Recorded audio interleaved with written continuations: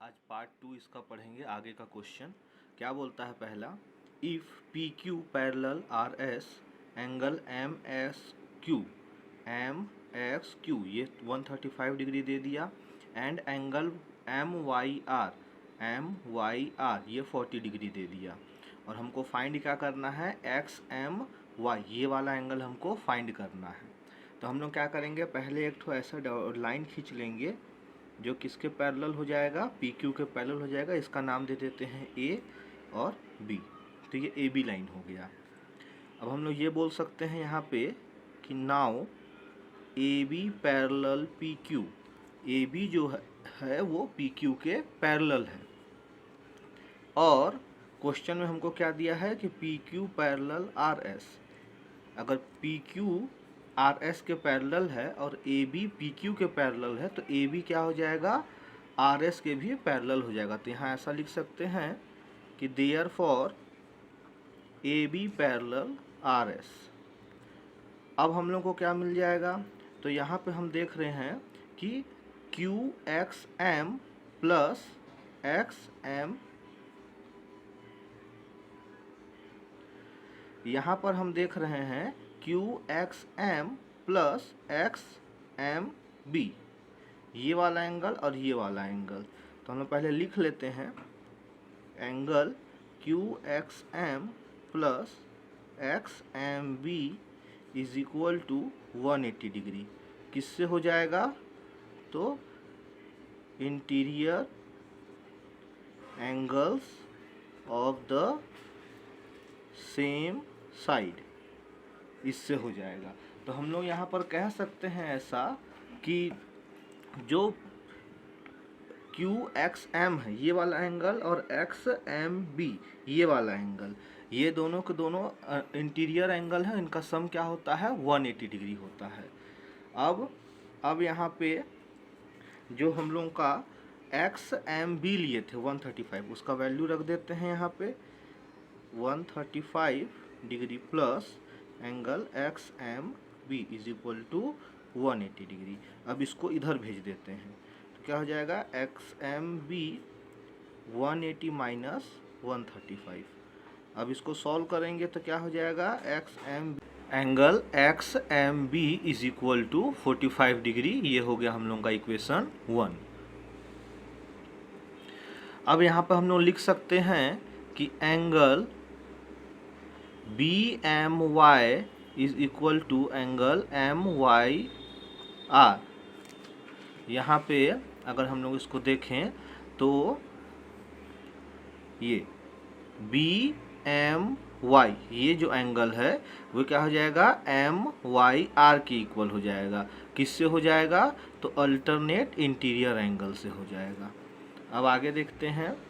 अब इसको क्या कर देंगे? हम लोग जान रहे थे क्या कि बी एम वाई जो है वो कितना है? 45 डिग्री। ये हो गया इक्वेशन 2।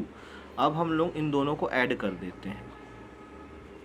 एडिंग इक्वेशन 1 एंड 2, तो angle X M B plus angle B M Y is equal to, अब एक्स एम बी क्या था? ये था हम लोग का 45 डिग्री और बी एम वाई जो था वो कितना था? 40 डिग्री। इन दोनों को सम कर देंगे तो यहाँ पर अगर हम लोग देखें कि X M B plus B M Y ये 45 डिग्री और ये हम लोग का निकला था 40 डिग्री। इन दोनों का सम कर देते हैं। अब जब इसका सम कर देंगे तो कितना हो जाएगा? तो 85 degree. Angle M X Y is equal to 85 degree. यही हमको फाइंड करना था। अगला देखते हैं।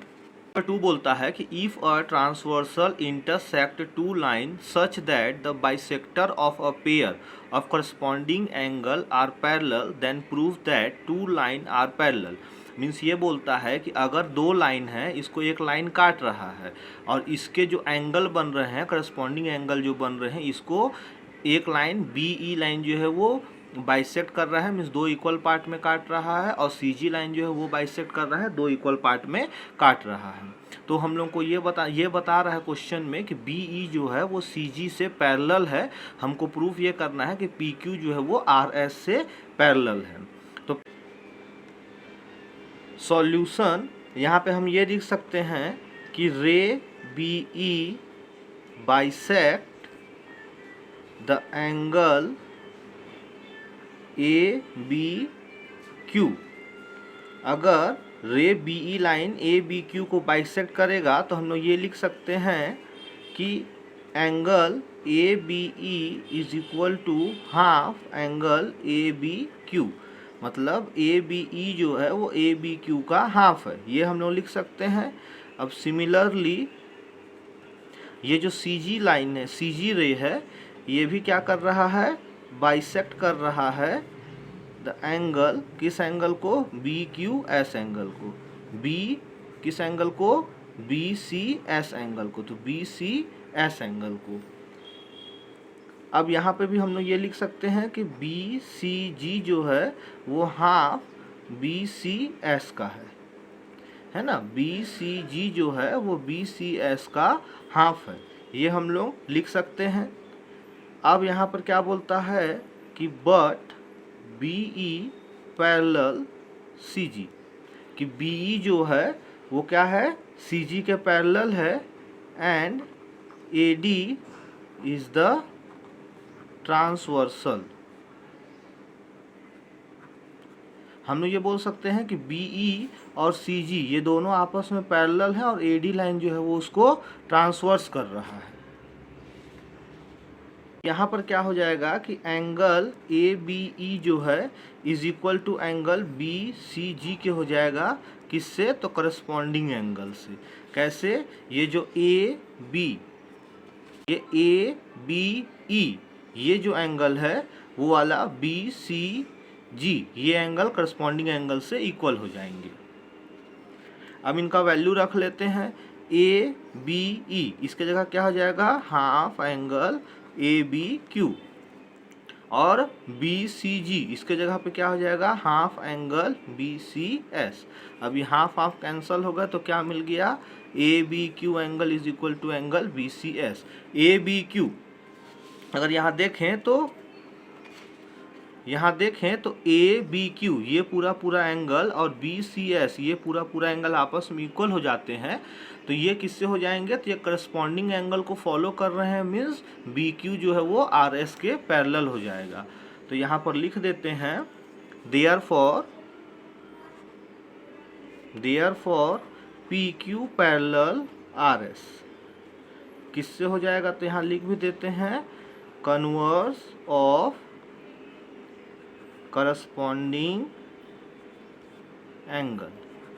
नंबर 3 में क्या बोलता है, if A B parallel C D, अगर ये A B line C D के पैरेलल हैं, E F perpendicular C D, E F जो है वो सी डी पे परपेंडिकुलर है, and angle G E D जो है ये 126 डिग्री है, तो फाइंड करना है पहले हमको angle A G E find करना है, दूसरा हमको जी ई एफ ये वाला एंगल फाइंड करना है, और तीसरा हमको एफ जी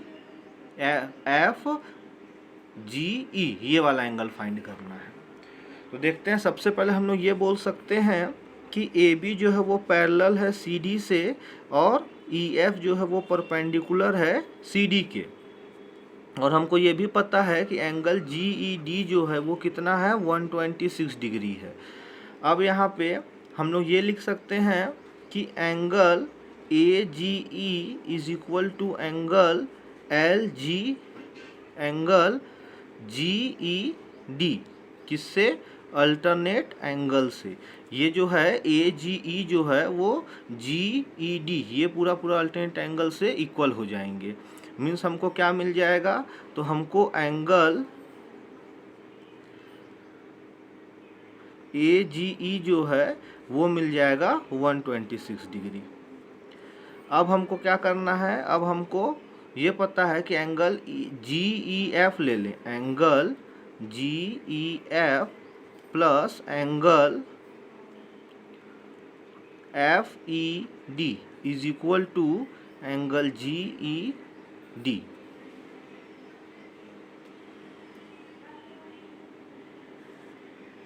ये हमको पता चल गया कि angle G E F plus में एफ ई डी जो है वो जी ई डी के बराबर आ जाएंगे।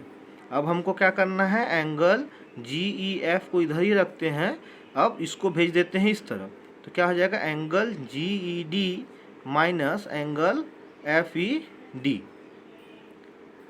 ठीक, अब क्या हो जाएगा, FED 90 डिग्री है, तो हम लोग, और GED कितना है 126, तो क्या हो जाएगा 126 minus 90 is equal to 36 degree.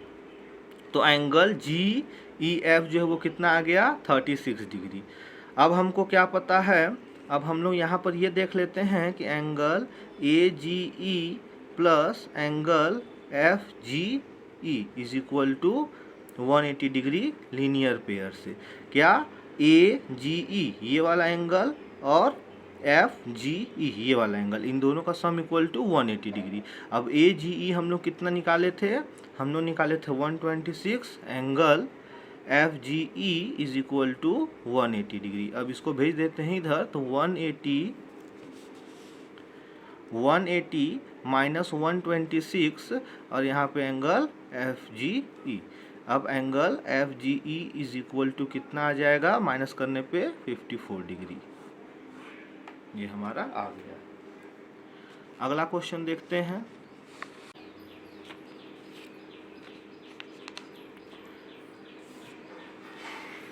अगला क्वेश्चन बोलता है कि if PQ parallel ST and angle PQR 110, PQR ये जो है ये कितना दिया है 110 दिया है डिग्री, और एंगल RST ये जो है वो कितना दे दिया है 130 डिग्री दे दिया है।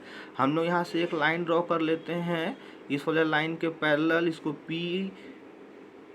PY दे देते हैं और इसको LM दे देते हैं, और इस ये T था इसको भी ऐसे खींच देते हैं लाइन को। अब हम लोग यहाँ पर ये बोल सकते हैं, हम लोग पहले क्या कर लिए हैं, तो हम लोग ड्रॉ किए हैं कि draw LM parallel ST through R, मतलब ये जो LM है ये ST के पैरेलल ड्रॉ कर लिए R से। अब angle TSX is equal to angle QXS क्या हो जाएगा, अल्टरनेट एंगल से, मीन्स TS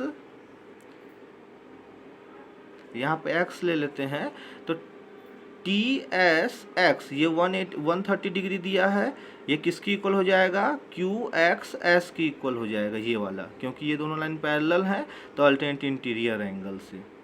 तो हमको क्या मिल गया, angle QXS is equal to 130 degree मिल गया। अब हम लोग ये लिख सकते हैं एंगल ये लिख सकते हैं angle QXS plus angle RXQ is equal to 180 degree linear pair से, मीन्स QXS ये वाला और RXQ ये वाला, ये दोनों एंगल को हम लोग सम 180 डिग्री लिख सकते हैं। अब क्या कर देंगे, एंगल RXQ 180 माइनस ये इसका वैल्यू कितना था, QXS का वैल्यू 130 था, इसको इधर भेज दिए हैं तो माइनस कर देंगे, तो क्या आ जाएगा, angle RXQ is equal to 180 से माइनस कर देंगे तो कितना हो जाएगा, ये 50 डिग्री आ गया। अब क्या करेंगे हम लोग कि angle QRM is equal to 110, ये जो था ना QRM ये वाला 180 डिग्री 110 डिग्री आ जाएगा, किससे, अल्टरनेट इंटीरियर एंगल से। तो हम लोग ये लिख सकते हैं कि angle RXQ is equal to angle XRM alternate angle से, RXQ ये वाला एंगल और XRM ये वाला एंगल, ये दोनों आपस में अल्टरनेट इंटीरियर एंगल से इक्वल हो जाएंगे। तो ये कितना था 50 डिग्री और ये कितना हो जाएगा, ये भी 50 डिग्री। तो हम लोग का क्या हो जाएगा, angle XRM is equal to 50 degree. अब हमको क्या है यहाँ पे QRS ये वाला निकालना है, तो तो हम लोग क्या कर सकते हैं, तो angle Q R S is equal to angle Q R M, angle Q R M minus angle X R M is equal to Q R M, इसका वैल्यू कितना निकाले थे, इसका वैल्यू दिया था कितना 110 और इसका वैल्यू 50, दोनों को माइनस कर देंगे तो कितना आ जाएगा, angle Q R S is equal to 60 degree answer आ जाएगा।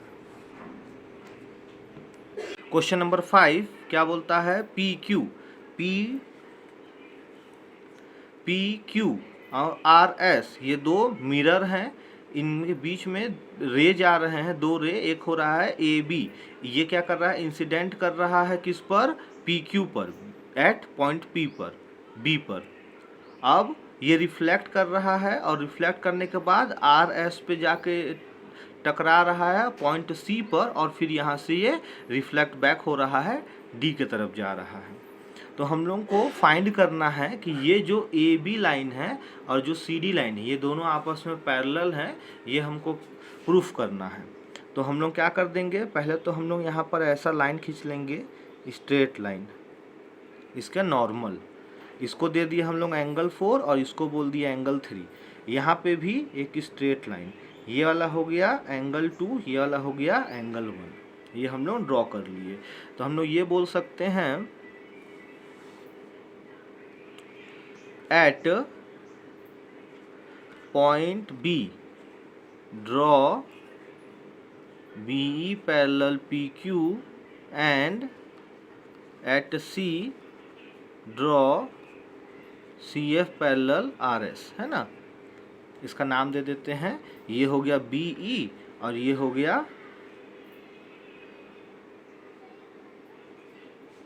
CF।